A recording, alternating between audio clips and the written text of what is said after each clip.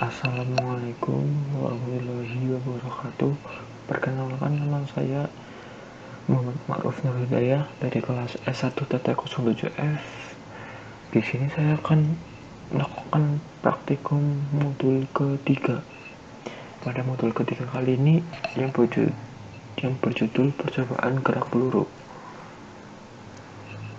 Pada percobaan gerak peluru kali ini mempunyai tujuan, kemudian alat dan bahan, kemudian dasar teorinya.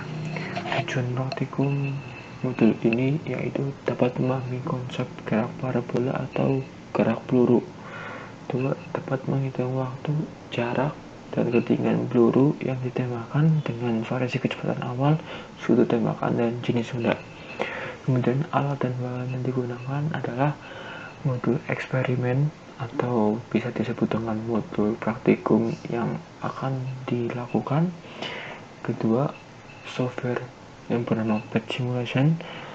Kenapa menggunakan software? Dikarenakan pada pertemuan kali ini masih terjadi virus corona atau pandemi COVID-19. Jadinya pertemuan kali ini dilakukan secara online. Dan yang ketiga atau yang terakhir adalah komputer atau laptop.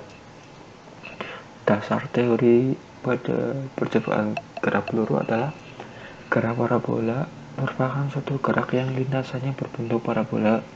Gerak parabola adalah gerak dua dimensi yang memadukan dua sumbu, yaitu sumbu horizontal dan sumbu vertikal. Pada sumbu horizontal merupakan gerak lurus beraturan atau biasa disebut dengan GLB, dan sumbu vertikal merupakan gerak lurus berupa peraturan atau biasa disebut dengan GLBB. Setelah kita mengetahui tujuan praktikum, alat apa saja dan bahan apa saja yang digunakan pada pengukurannya, dan dasar teori yang sudah kita ketahui secara singkat, kita langsung ke pengukurannya. Pada pengukurannya sudah tersedia tabel-tabel, dan di setiap tabelnya sudah ditentukan kecepatan awal dan sudutnya. Jadinya kita tinggal melakukan pengukuran saja. Maaf apabila pada kali ini saya hanya akan mencontohkan atau memberitahu dua percobaan saja di setiap tabelnya. Langsung kita masuk ke pengukurannya. Sebelum ke pengukuran, kita masuk ke PET Simulation terlebih dahulu.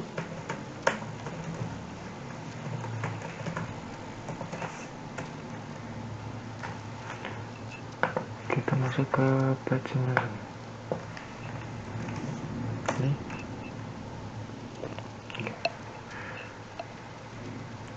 Kemudian kita memilih yang namanya projectile motion.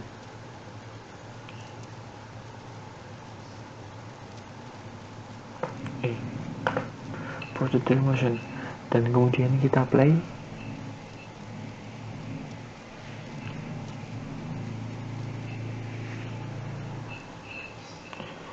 Dan apabila sudah klik play pada projectile motion, maka akan muncul intro, vector, drag, dan lap. Nah, pada praktikum ini kita akan menggunakan projectile motion yang lap. Maka akan muncul tampilan di layar Anda seperti ini. Pada tampilan ini memiliki fungsi yang berbeda-beda pada masing-masing jenisnya. Di sini untuk mengukur kecepatan awal, ini untuk merestart, ini untuk menembakkan, dan ini untuk memilih gravitasi berapa yang kita inginkan, dan diameternya dan masanya sudah ditentukan dengan dari jenis benda yang kita gunakan. Dan ini untuk mengukur berapa waktu titik puncak yang akan diperoleh, jarak maksimum berapa yang akan kita peroleh, dan ketinggian maksimum yang berapa yang akan kita peroleh juga. Langsung kita lakukan saja pengukurannya. Tidak berlama-lama, kita langsung menggunakan sudut 30 derajat dan kecepatan awalnya 10 meter per second. Ini sudah kecepatan awalnya sudah 10 meter per second, kemudian kita atur 30 derajat. Apabila sudah 30 derajat, maka langsung kita tembakkan saja. Dengan pada tabel pertama dan kedua kita menggunakan jenis benda cannonball. Langsung kita tembakkan saja ya. Langsung kita menggunakan seperti tabel ini. Kita pastikan di tanda hijaunya. Kita memperoleh waktu titik puncak yaitu yang time, range itu jarak tertinggi, height itu ketinggian maksimum. Yang kita cari dari simbol hijau ini adalah waktu titik puncak dan ketinggian maksimum. Kita memperoleh hasil 0,51 second dan 1,7 meter. Langsung kita isikan saja 0,51 dan ketinggian maksimum 1,27. Maaf. Kemudian kita langsung ke sini kan, jarak maksimumnya terus jarak terjauh dari tembakannya tersebut. Kita memperoleh 8,83 meter. 8,83. Langsung kita ke percobaan kedua menggunakan sudut 45 derajat. Sebelum kita tembakan atau atur, kita singkirkan terlebih dahulu dan kita restart pelurunya. Apabila sudah diatur, kita tembakan dan kita lakukan seperti yang sama seperti tadi. Kita memperoleh waktu titik puncak dan ketinggian maksimum. Kita salin saja, memperoleh titik puncak 0,72 second dan ketinggian maksimumnya 2,55. Dan kita cari jarak maksimumnya, memperoleh sebesar 10,19. Jadi dari percobaan pertama dan kedua kita bisa mendapatkan hasil atau dapat menganalisa apabila sudut yang digunakan semakin besar maka akan memperoleh waktu titik puncaknya semakin besar, semakin lama, jarak maksimumnya semakin panjang, ketinggian maksimumnya semakin tinggi. Dan analisa tersebut bisa dimasukkan ke dalam analisis dan pembahasannya. Dan untuk percobaan ketiga dan keempat dan kelima kalian bisa mencoba sendiri di rumah agar kalian bisa memahami apa yang telah saya ajarkan. Kemudian kita lanjut ke tabel kedua. Pada tabel pertama, kecepatan awalnya yaitu sama, kemudian sudutnya yaitu yang bervariasi. Pada tabel kedua, kita mendapatkan kecepatan awal yang bervariasi dan sudut yang sama. Langsung kita lakukan pengukuran saja ya. Langsung kita atur, kita menggunakan kecepatan awal 5 meter per second. Dan jangan lupa kita restart terlebih dahulu. Kita menggunakan sudut 45 karena sudutnya pada tabel kedua itu tetap atau sama. Langsung kita tambahkan saja ya. Wow, sangat kecil sekali ya, sangat pendek sekali. Nah, tapi tak apa, kita langsung lakukan saja. Kita memperoleh waktu titik puncak dan ketinggian maksimumnya seperti yang ada di tabel ya, 0,36 maaf, dan ketinggian maksimumnya berapa? 0,64. dan kita langsung ke jarak maksimumnya ya, itu memperoleh 2,55. Kita langsung ke percobaan kedua menggunakan kecepatan awal 10 meter per second. Sebelum kita tembakan, kita restart terlebih dahulu ya, dan kemudian kita tembakan. Dan kita atur lagi, dan hasilnya kita salin lagi seperti tadi. Ketinggian maksimumnya berapa? 2,55. Kemudian jarak maksimumnya 10,19. Apabila sudah seperti ini, maka kita akan lanjut ke tabel ketiga. Dan percobaan 3, 4, 5 pada tabel kedua kalian bisa coba sendiri di rumah masing-masing ya. Kita langsung saja pada tabel ketiga tidak ada yang bervariasi. Yang bervariasi hanya jenis bendanya dan sudut dan kecepatan awalnya sama. Apabila sudut dan kecepatan awalnya sama akan memperoleh waktu titik puncak, jarak maksimum dan ketinggian maksimum yang sama juga. Ayo kita buktikan. Kita menggunakan sudut 45 derajat, kecepatan awal 10 meter per second menggunakan tipe benda cannonball. Jadi akan memperoleh hasil yang sama juga seperti tabel yang kedua tadi. Dan kita salin lagi ya, 0,72 dan ketinggian maksimumnya 2,55. Kemudian jarak maksimumnya kita cari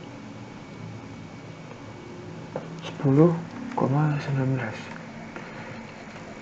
dan masanya itu kita dapat dari sini. Kita menggunakan jenis benda cannonball, maka akan memperoleh massa 17,60 kg. Cukup kita tulis saja 17,6. Kemudian pada golf ball kita ganti jenis bendanya menjadi golf ball ya, dan kita restart terlebih dahulu, kita singkirkan dan kemudian kita tambahkan dan kita cari lagi seperti tadi, kita atur, ternyata memperoleh hasil yang sama juga ya. Dan kemudian ketinggian maksimum juga sama dan jarak maksimum mungkin juga akan sama ya kan, benar.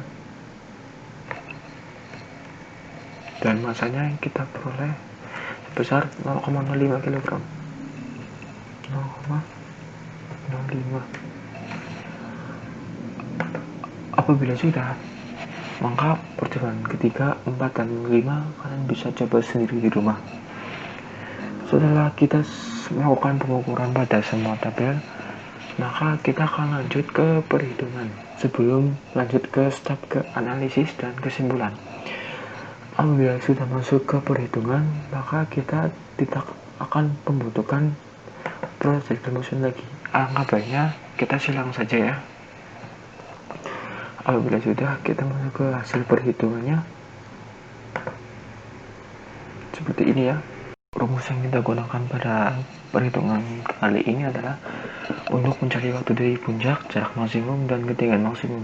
Untuk waktu titik puncak yaitu menggunakan rumus V0 sin theta per gravitasi. Kemudian untuk jarak maksimum V0 kuadrat sin 2 theta per gravitasi. Dan kemudian untuk ketinggian maksimum menggunakan V0 kuadrat sin kuadrat theta per 2 gravitasi.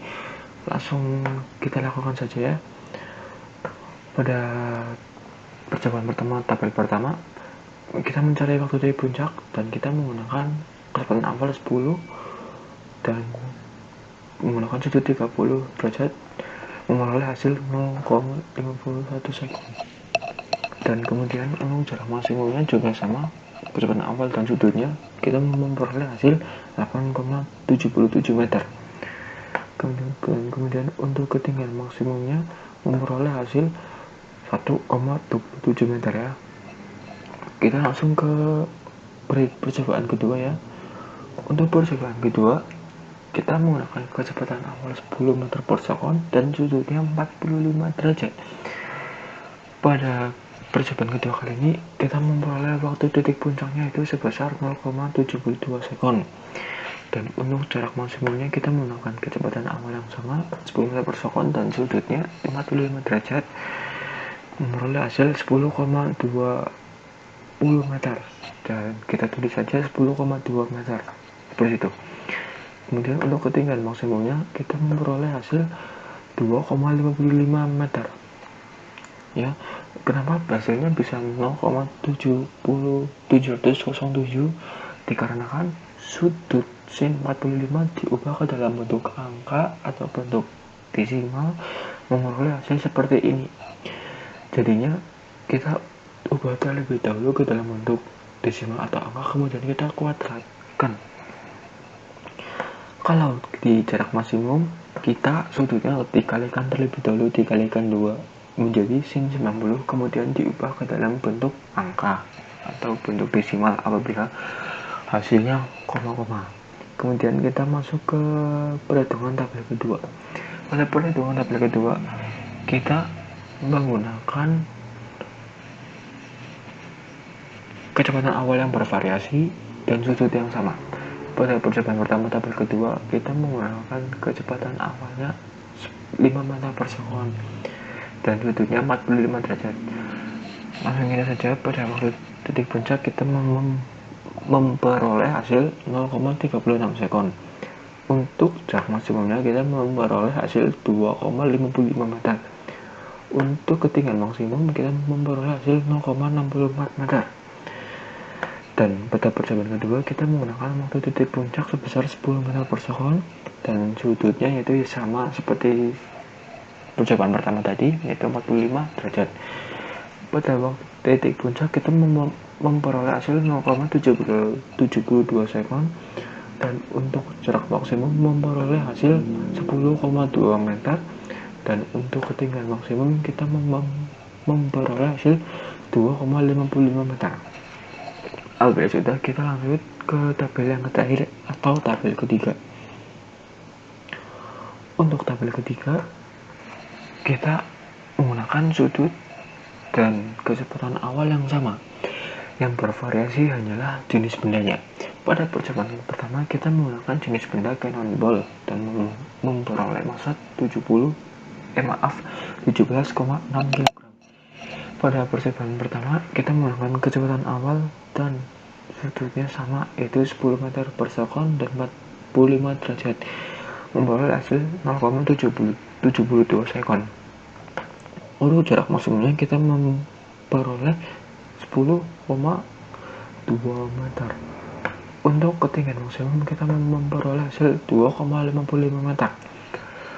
Untuk percobaan kedua dan percobaan seterusnya hasilnya akan tetap sama dikarenakan pada tabel ketiga yaitu memperoleh atau menggunakan sudut yang sama dan kecepatan awal yang sama. Dan pada praktikum kali ini yang digunakan yang amat sangat penting adalah sudut dan kecepatan awal yang sama. Dan pada tabel ketiga yaitu menggunakan sudut dan kecepatan awal yang sama yang bervariasi hanyalah jenis bendanya. Dan kenapa hasilnya bisa sama, kalian bisa cari dan pada hasil tersebut bisa kalian masukkan ke dalam analisis dan pembahasan.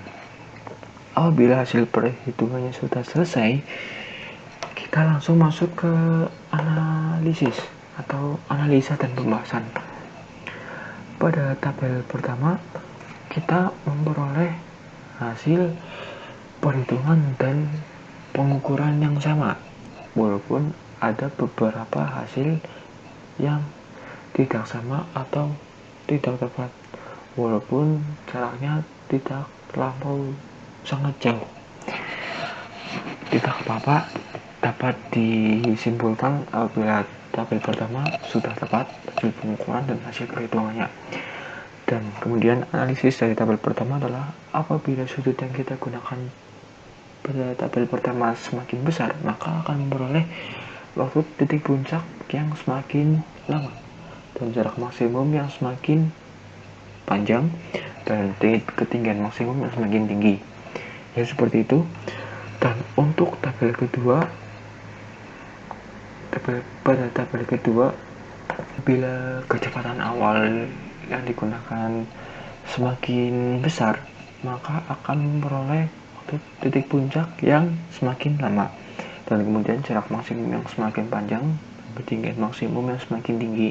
Berarti analisis dari tabel kedua dan tabel pertama itu bisa dikatakan sama. Yang berbeda hanyalah pada tabel kedua memiliki variasi kecepatannya dan sudutnya sama, dan pada tabel pertama kecepatan awalnya sama dan sudutnya yang bervariasi.